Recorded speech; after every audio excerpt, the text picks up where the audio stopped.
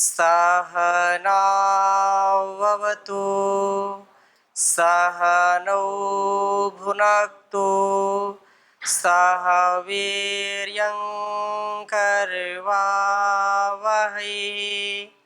तेजस्विनावधीतमस्तु मा विद्विषावहै।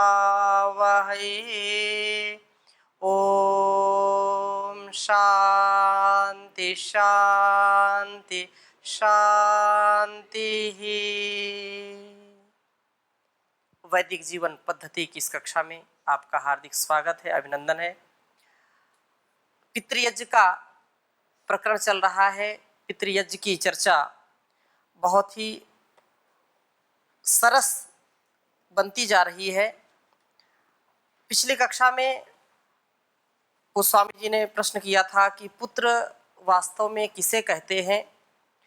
जिसके श्रद्धा, जिसके द्वारा सेवा, जिसके द्वारा माता पिता अपने दीर्घ आयुष्य में सुख की प्राप्ति करते हैं, ऐसा पुत्र किन किन गुणों से संपन्न होता है और वस्तुतः पुत्र क्यों कहा जाता है उसको, इस विषय में चर्चा हमने पिछली कक्षा में कुछ की थी। कुछ संदर्भों को आपके सामने प्रस्तुत किया था।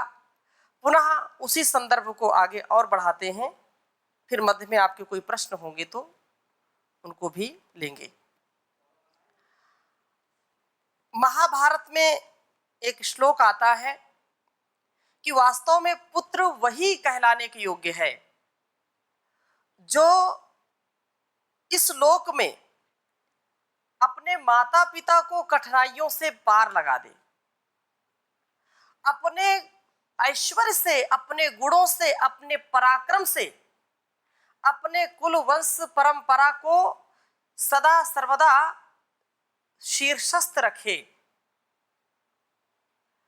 और अपने पुरुषार्थ से, अपनी वीरता से, अपनी गंभीरता से चारों ओर यश कीर्ति को प्राप्त करे। तो पिछली कक्षा में भी यह एक संदर्भ आया था। एक प्रसंग यहाँ पर मैं उद्धृत करना चाहूंगा कि जो संतानें राष्ट्रभक्त होते हैं, जो निडर होते हैं, जो अभय होते हैं, वे सदा अपनी वीरता का लोहा मनवाते हैं। एक बार की बात है, सरदार भगत सिंह का नाम उस समय सब जानते थे। अंग्रेजों की जो नींव को हिला करके रख दिया, जिसने अपने पुरुषार्थ और पराक्रम से, उस समय उनको जेल हो गई थी। गोस्वामी जी ने उस दिन प्रसंग बताया मुझको। और वास्तव में एक सुसंतान सुपुत्र क्या होता है, वीर गंभीर जो पुत्र होता है, वो कैसे अपने कुलवंश की रक्षा करता है, उसकी उपस्थिति में भी अनुपस्थिति में भी। तो भगत सिंह से मिलकर के उसके परिवारी जन आ रहे थे, घर की ओर वापस आ रहे थे। रास्ते में अंधेरा हो गया, रात्रि हो गई। जिस राह से वो जा रहे थे वहां कुछ डाकू छुपे बैठे थे और ये कि कोई आएगा और हम उसको लूट लेंगे। किसी ने आकर के बताया कि कुछ लोग आ रहे हैं, सावधान हो जाइए। फिर थोड़ी देर बाद फिर आकर के किसी ने बताया कि जो आ रहे हैं वो भगत सिंह के परिवारी जन हैं और भगत सिंह से मिलकर के आ रहे हैं। तुरंत वो बिल्कुल अपने हाथ खड़े कर दिए। ऐसे जो डाकुओं का जो पूरा समूह था वो भी नतमस्तक हो गए कि ऐसा वीर, ऐसा जो नौजवान जो अपने राष्ट्र के लिए इस अंग्रेजी शासन से सीधा टक्कर ले रहा है, तो ये हमको उचित नहीं होगा कि हम उनके परिवारी जन को परेशान करें। ये एक वीर संतान का एक छोटा सा उदाहरण मैंने बताया और वो डकैत चुपचाप धीरे से निकल गए और वो उनका परिवार उनको कोई खतरा नहीं हुआ। सैकड़ों हजारों उदाहरण ऐसे मिल सकते हैं जिनकी संतानों के कारण उनके माता पिता और उनके कुल वंश को लोगों ने सराखों पर रखा, और वो सदा तारता है। जो पुत्र होता है, सुपुत्र होता है, माता पिता की आज्ञा का जो पालन करने वाला है, उनको सदा अपने प्रिय आचरण से तृप्त करने वाला है, सच्चा तर्पण करने वाला है, वही पुत्र कहलाने के योग्य है। तो मैं एक प्रसंग आपके समक्ष रखना चाहूंगा। महाभारत में भी इसी संदर्भ में पुत्र किसे कहते हैं, इस प्रकार से वहां पर चर्चा की है। मैं आपके समक्ष रखूंगा इसको। बहुत सुंदर श्लोक है, लिख लीजिए इसको। कहा कि इह वा तारयेत दुर्गात, इह इह वा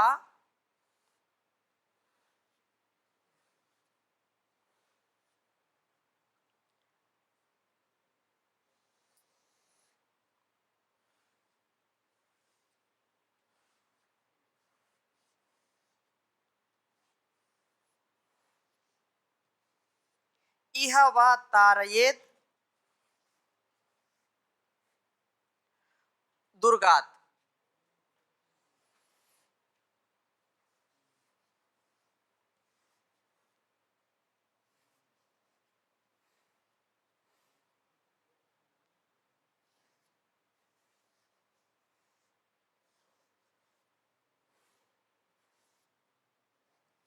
उत वा प्रेत्य तारयेत,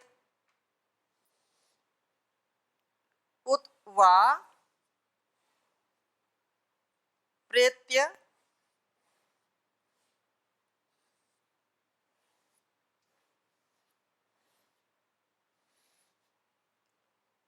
तारयेत।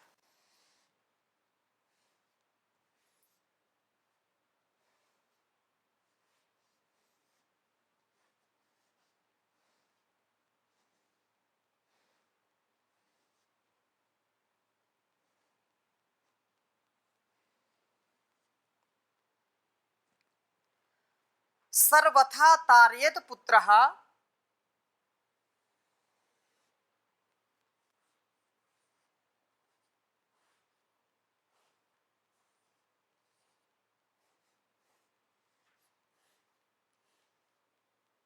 सर्वथा तारयेत पुत्रः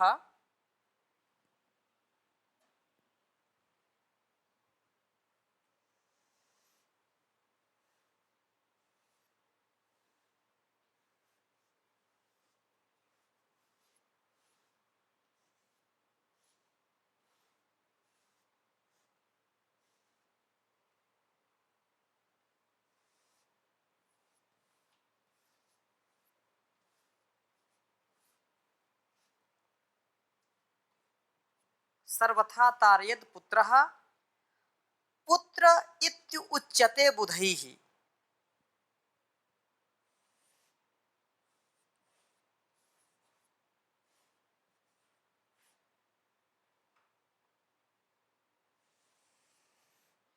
पुत्र इत्युच्यते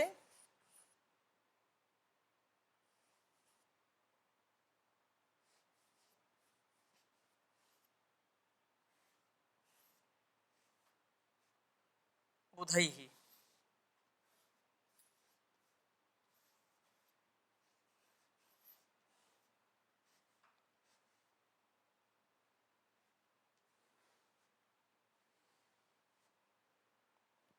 उच्चारण करेंगे।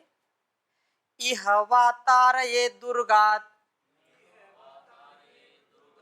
उत वा प्रेत्य तारयेत, सर्वथा तारयेत पुत्रः पुत्र इत्युच्यते बुधैः। कहा इह वा तारयेत दुर्गात्, उत वा प्रेत्य तारयेत, सर्वथा तारयेत पुत्रः पुत्र इत्युच्यते बुधैः। बुद्धिमान जो धीर गंभीर विद्वान लोग हैं, उन्होंने पुत्र संज्ञा किसकी दी है? यदि एक सच्चा पुत्र कहलाने वाला व्यक्ति इस बात को, इस तथ्य को, इस सत्य को समझ ले कि वास्तव में मैं पुत्र हूं और पुत्र किसको कहते हैं, तो शायद वो माता पिता को सताना छोड़ दे। वो माता पिता को प्रताड़ित करना छोड़ दे, वो माता पिता को दुख देना छोड़ दे, यदि इस परिभाषा को समझ ली तो। आज की ही घटना है, क्योंकि ये क्रम वैदिक जीवन पद्धति का परम पूज्य श्री स्वामी जी महाराज, परम पूज्य आचार्य श्री के पावन निर्देशन में यहाँ से सेवा दी जा रही है, वैदिक चैनल के माध्यम से लोग देखते हैं। और इस वैदिक जीवन पद्धति को भी बहुत लोग बड़े श्रद्धा से देखते हैं, और प्रयास हम यही करते हैं कि इसमें अपने जो निजी जीवन में घटनाएं होती हैं, निजी जीवन के जो कर्तव्य है, उसको हम समाहित करें। तो वैदिक जीवन पद्धति में वेद, उपनिषद, दर्शन और अनेक शास्त्रों का समावेश किया जाता है। किसी भी संदर्भ में प्रामाणिक चर्चा होती है। तो एक परिवार आज, क्योंकि हरिद्वार के निकट ही है रुड़की, तो वो अपरिचित है, और वहाँ तो उन्होंने ऐसे चर्चा की आज हम जाएंगे मिलने हरिद्वार। तो उन्होंने चर्चा की, तो हम देखते हैं कार्यक्रम। तो वो आए और विशेषकर अपने बच्चों को लेकर के आए, क्यों उनके परिवार वाले इसको देखते हैं। और जिस दिन से ये पितृ यज्ञ का प्रकरण चला, उस दिन से विशेष वो देखते हैं और बच्चों को समझाते हैं कि क्या होता है पुत्र, क्या होती है जो है माँ, क्या होता है पिता, क्या होता है तर्पण, क्या होता है श्राद्ध, इसको समझने का, समझाने का वो प्रयास उन्होंने किया। तो आज वो बच्चों को लेकर के आए और बोलते हैं कि वास्तव में स्वामी जी, जब से इसको हमने देखा है, स्वयं में भी बड़ा परिवर्तन आया, और प्रयास हम ये करते हैं कि बच्चों में भी परिवर्तन आए। उन बच्चों ने भी काफी जो है जिज्ञासा की, कई प्रश्न भी किए। तो कहने का आशय मेरा ये है कि माता पिता, गुरु, आचार्य और शास्त्र हमको केवल संकेत कर सकते हैं कि हमारा कर्तव्य कैसा होना चाहिए। पालन हमको करना पड़ेगा, जीवन में उसका आचरण हमको करना पड़ेगा। तो मैं उन पुत्रों से, उन पुत्रियों से, उन संतानों से यहाँ पर निवेदन करना चाहूंगा कि शास्त्र जो हमको संकेत करते हैं, यदि उसका हम दशांश भी अपने जीवन में उतारते हैं, तो वो परिवार, वो जो है समाज बहुत सुखमय हो जाता है, आनंदित हो जाता है, जिसके जीवन में सच्चा कर्तव्य होता है। तो यहाँ पर इह वा तारयेत दुर्गात, इह माने इस संसार में, इह माने इस लोक में, इस जीवन में जो पुत्र कहलाता है। स्वामी जी आप इस बात को जरूर सुनिए, क्योंकि आपने प्रश्न किया था पुत्र कौन है। तो उसके संदर्भ में कहा कि इस लोक में जो कठिनाई पड़ने पर, विपत्ति आने पर, दुर्गुण या दुर्गात, बहुत दुर्गात मतलब जो बहुत ही कठिनता है, जो विपत्ति है, आपदा है, जो समस्याएं हैं, तो उन इस लोक में कठिनाई पड़ने पर जो पार लगा देता है, प्रेत, वहां यहां से क्या करता, प्रेत तो बात का हो गया तारयेत, जो तारयेत, यह व तारयेत दुर्गात, यहाँ इस लोक में और परलोक में भी जो तार देता है, जो पार लगा देता है इस संसार से, मरने पर परलोक में पार लगा देता है, वह पुत्र सभी परिस्थितियों में पार लगाता है। सर्वथा तारयेत पुत्रः, पुत्र इति उच्यते बुधैहि। मतलब ये है कि इस जीवन में माता पिता के जो कष्ट है, उनको जो नष्ट करने वाला है, ना कि उनके कष्टों को बढ़ाने वाला हो, ना कि उनकी नींद को हराम करने वाला हो, ऐसा पुत्र पुत्र कहलाने के योग्य नहीं है जो अपने माता पिता की चिंता को बढ़ा दे, अपने माता पिता के सुख को छीन करके दुख में उनको डाल दे। वो पुत्र कहलाने के योग्य नहीं है। पुत्र कौन है? जो इस संसार में, इस लोक में, इस जीवन में अपने माता पिता, अपने कुल वंश को जो है सुख पहुंचाए, उनको पार लगा दे, दुखों से पार लगा दे, भवसागर से पार लगा दे। और यहाँ की बात छोड़िए, उस लोक में भी, परलोक में भी जो उनका साथ दे, समस्याओं को, जो समस्याएं हैं उन समस्याओं का जो समाधान कर दे, अपने माता पिता का कभी सिर नीचा ना करे, सदा उनका गौरव से सिर ऊंचा करने वाला हो, वो पुत्र कहलाता है। सच्चा पुत्र यही है। अपने प्रत्येक सर्वथा तारयेत पुत्रा, किसी भी परिस्थिति में अपने जान भी यदि उसको देनी पड़े तो भी माता पिता के जो है गौरव को कभी जो घटाए नहीं, वो सच्चा पुत्र कहलाता है। जो कभी कुल को कलंकित ना करे, वो पुत्र कहलाता है। इसलिए इति उच्यते बुद्धि, पुत्र वास्तव में वही है, उसी को बुद्धिमान लोग इति उच्यते बुद्धि, बुद्धिमानों के द्वारा उसको पुत्र कहा जाता है। ये बहुत गंभीर बात है। अनेक संदर्भों में पुत्र के विषय में ये चर्चा आई है कि पुत्र स्पर्शवताम वरहा, पुत्र जो संतान ही परो धर्मा एवं आहा पितामहा, कि संतान वही है जो उत्तम हो, और संतान को उत्पन्न करना सबसे बड़ा तप है, सब ये परम धर्म है। माता पिता पुत्र और पुत्री के रूप में संतान उत्पन्न करते हैं, गुरु आचार्य उसको शिष्य और शिष्याओं के रूप में उत्पन्न करते हैं। ऐसे ये जो परंपरा है, ये बड़ी पावनी परंपरा है, और ये सच्चा धर्म है, ये सच्चा मर्म है जीवन का। और ये कहा कि प्रतिकूलः पितुर्यश्च न सा पुत्रः सताम मतः। बहुत सुंदर बात कही है, इस सूक्ति को भी लिख लेना चाहिए। महाभारत का ही यह एक श्लोक का भाग मैं आपके समक्ष प्रस्तुत कर रहा हूं। कहा कि प्रतिकूलः पितुर्यश्च न सा पुत्रः सताम मतः।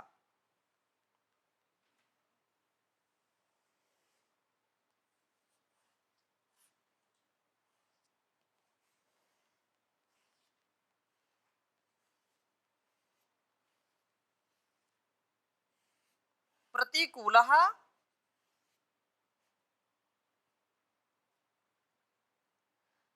पितुर्यश्च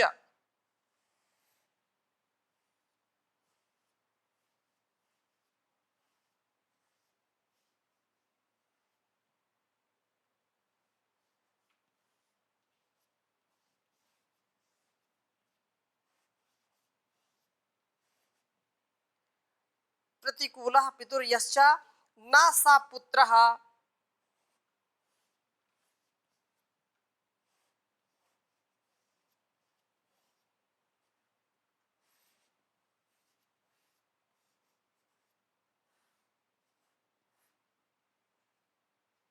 न सा पुत्रः सताम मतः।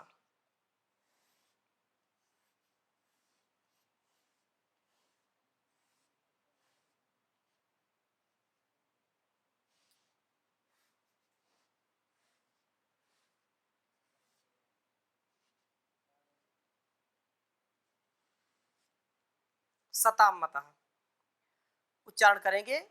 प्रतिकूलः पितुर्यश्च न सा पुत्रः सताम मतः।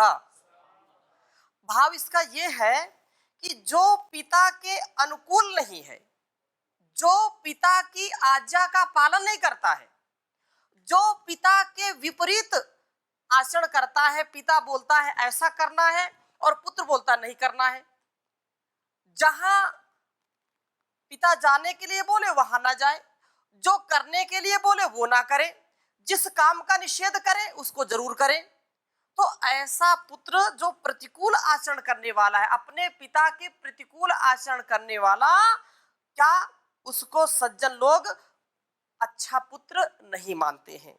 जो पिता के अनुकूल नहीं है, सज्जन उस पुत्र को कभी भी श्रेष्ठ पुत्र नहीं समझते हैं। उसको पुत्र, अब ये तो जन्म ले लिया है तो लोग कैसा भी हो, पुत्र तो पुत्र होता है, लेकिन यदि परिभाषा की खरी कसौटी में हम उसको उतारना चाहें तो वह पुत्र कहलाने के काबिल नहीं हो सकता है।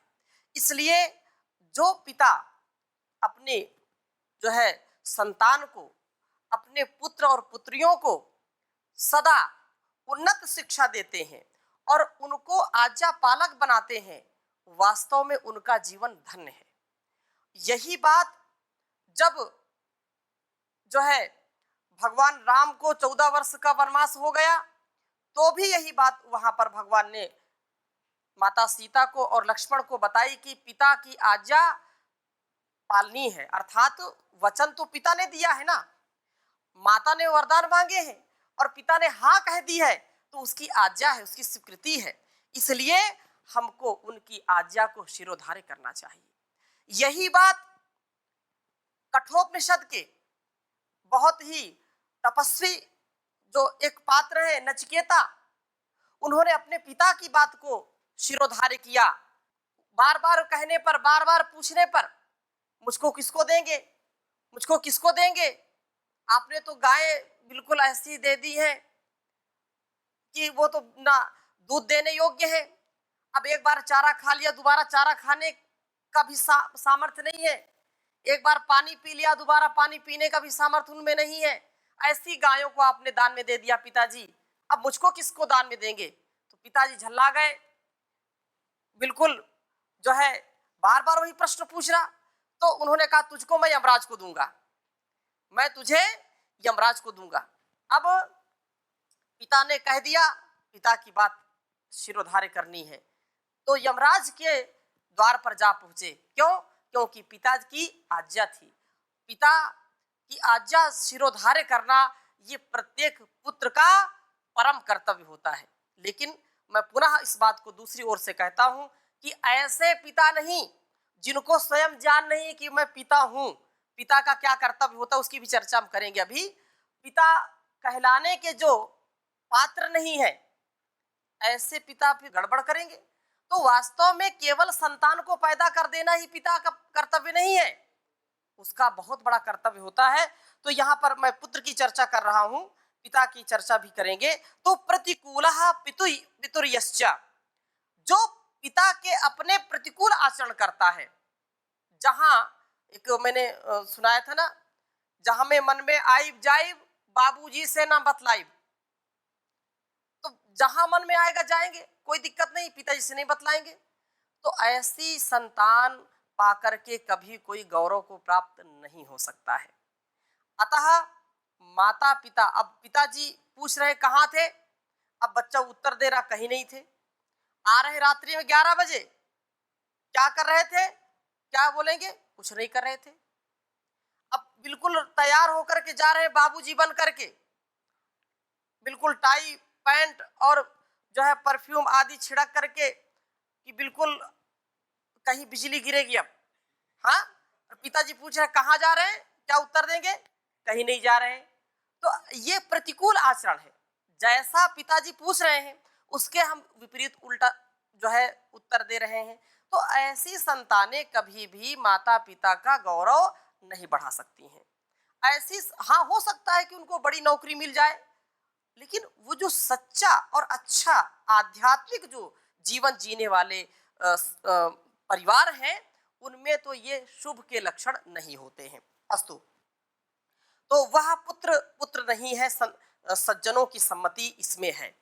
और दूसरी बात क्या कही, सपुत्र पुत्रवत यश्च वर्तते पितृ मातृषु। वास्तव में सपुत्रा, वही माता पिता पुत्रवत व्यवहार करने वाला ही वास्तव में पुत्र है। माता पिता के साथ पुत्रवत व्यवहार करने वाला जो है, इसको भी आप लिख लीजिए। एक एक शब्द में हमारे जीवन का, हमारे पूरे संपूर्ण कर्तव्य का रहस्य छिपा हुआ है।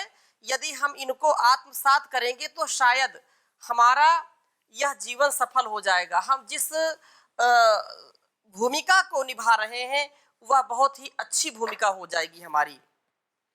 सपुत्रः, वह पुत्र, सह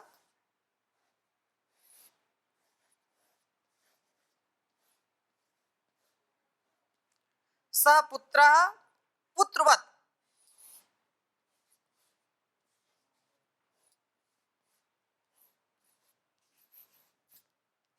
पुत्रवत यश्च वर्तते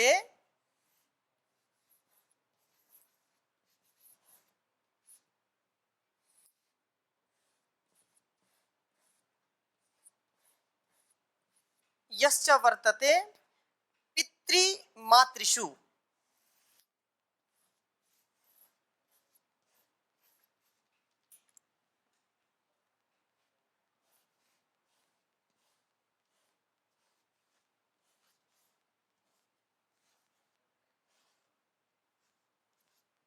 पितृमातृषु, यह बहुत अच्छी सूक्ति है।